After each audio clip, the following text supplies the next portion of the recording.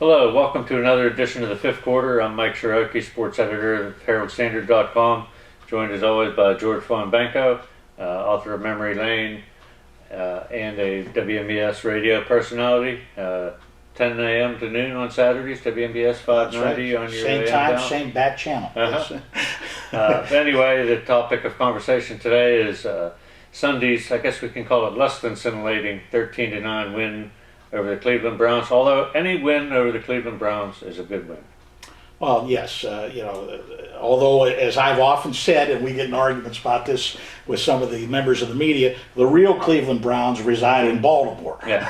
Yeah. These are imposters up there. Holders of the number 2 seed. You're right, holders of the number 2 seed. But, it was a workmanlike win, a hard-fought win. They did what they had to do. And Cleveland's defense, as somebody pointed out, that they have not played that badly at sometimes this year. It's just that their offense has had a multitude of problems that they haven't been able to overcome. But they played Cincinnati and Baltimore and some teams very tough this year. There were a couple of writers from Cleveland even yesterday who were saying, the problems on offense are bigger than any quarterback they might have. You had receivers about Mohamed Massaquoi in particular, dropping passes all over the field. Well, they don't have many playmakers. They really don't. Other than Joshua Cribbs, he's probably it. You may want to throw Peyton Hillis in that mix. And he's probably not going to be there next year. Yeah, it may be premature to even include him. I think he's worn out his welcome in Cleveland, if you can do that. Yeah, the Browns defense seems to simply bleed yards. They give up a lot of yards, but they don't give up a lot of big plays. They keep the score down a little bit. Kept the Steelers out of the end zone except for one touchdown. The only touchdown of the game really was the really, if you look at it, Redmond touchdown. There were a couple of opportunities. I mean, the tight end had a ball go right through his hands, a very catchable ball that would have been a touchdown for Cleveland. Not to make excuses for the Cleveland receivers or the Steelers receivers or quarterbacks, but it was awfully windy up at Cleveland Brown Stadium yesterday, and it was a biting wind. That's the first thing that went through my mind when I was seeing the way the wind was swirling up there, and I thought back to 2 years ago when they went up there on that miserable night and tried to throw the football in those conditions, and it just didn't work. And that kept on. I said, are they going to find a way to let this one slip away? Yeah. Going back to that game a couple of years ago, I remember walking. Man, I'm not trying to sound like a warrior or anything like that, but I can't imagine how anybody played in that weather, because simply walking back to the car, with the parking lot there is right on the lake. Walking back to the car was the coldest I've ever been in my life. The wind was just right in your face, and it made your eyes water, and then the water would freeze on your face before it could go anywhere. It was the coldest I've ever been in my life. Well, one of my favorite things is our good friend Ed Bouchette was doing a pregame thing for one of the local stations from the field, and looked like he was an ice cube out there. I mean, he was struggling. But they prevailed, and things did not fall their way. No, it turned out to be a moot point. They could have lost, and it wouldn't have affected their playoff standing one way or the other. That being because Baltimore held off Cincinnati toward the end of the game and got the win they needed to secure the number 2 seed. The Steelers could, had that game gone the other way, the teams would have flipped places, and Baltimore, for the good season they've had, would have been going on the road with a 4-4 road record. The Steelers are not much better at 5-3, but that's another story for another show. Back to this game, the key point in this game was that they lost the number 1 running back. Rashard Mendenhall went down, and really on a rather innocuous play on the sidelines. It's just like his knee locked up and buckled underneath him, because he wasn't even touched at that point. He went down. That's what Coach Tomlin said after the game. That's what he suspected, a torn ACL. We haven't heard any further updates on that yet. They were doing an MRI today. They were checking him today. But it's we didn't get a real good replay in the press box. It looked like a gang tackle at first. I was surprised to hear the coach say No, he wasn't even. They didn't touch him until he hit the ground. Oh, okay. Yeah, he fell, but his knee, you could see he planted, and something happened with that knee because it wobbled and he went down, and then they touched him when he hit the ground. But you could tell something happened on the play when he planted that leg, which is not a good sign. And admittedly, it has not been a great year for Richard Mendenhall, despite what he says. Well, right. Yeah, I don't know. Everyone has their opinion about him, whether he's good, whether he's great. For the Steelers, he's the best they have. He is. Had, I guess, would be an appropriate thing to say. Now, Isaac Redmond is not a bad. He's a pretty good backup, I think, and we'll see whether he can carry the load. And actually, he turned out to be his own worst enemy in the ball game, just because of his bruising running style. Well, yeah.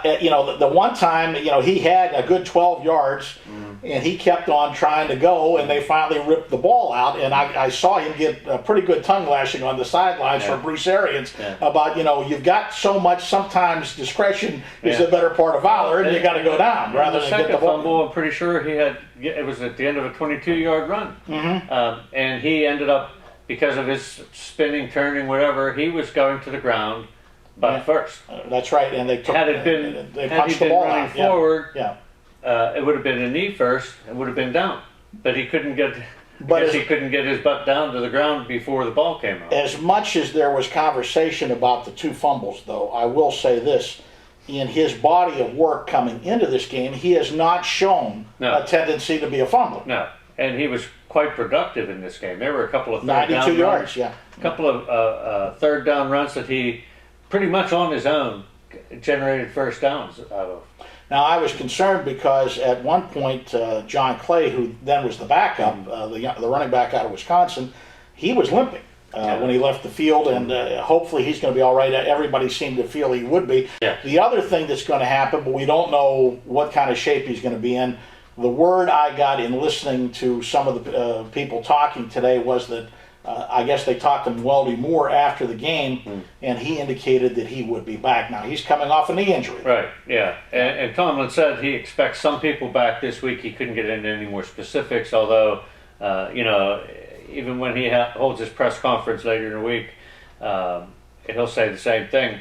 It depends on how they practice. Whether they practice, we've got to get through the week of practice, and then the determination will be made.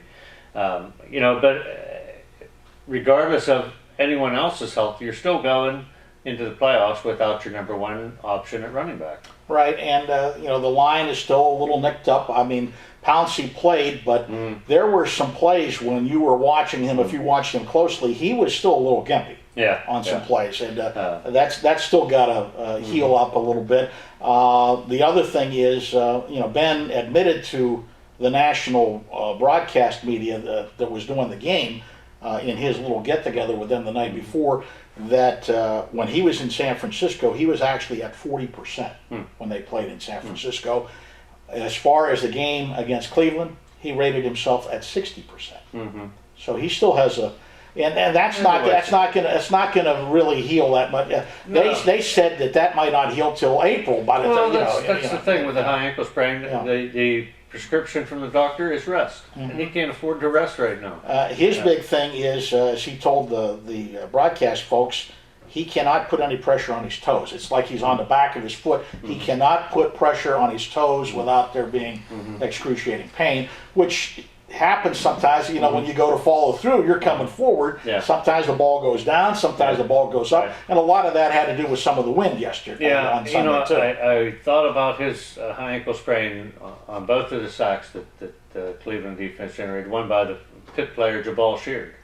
Wondering, oh boy, if they get that ankle twisted around in there somehow, somebody grabs it by the ankle and twists it the wrong way. Well, he was upset on the one play where he ran out of the pocket and got rid of the ball and was hit from behind, and that lineman hit him low, and he was chirping at the official because he had already thrown the football. So he was cognizant of it, and he was really chirping at and the official gave it right back to him because they showed a close-up on television.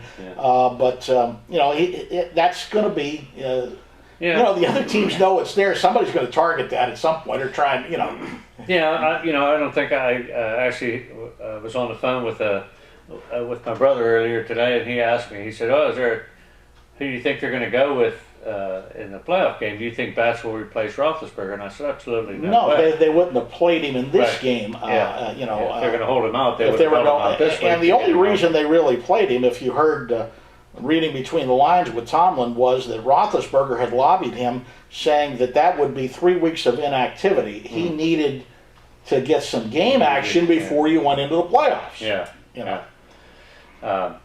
boy, otherwise, Hines Ward. Another thing to mention about Sunday's game was Hines Ward coming up with the 5 catches, even though his 1,000th catch will forever be 3-yard remembered loss. as a 3-yard loss. He was okay with that. He was kind of happy that the team really, I guess it's safe to say, helped him get that.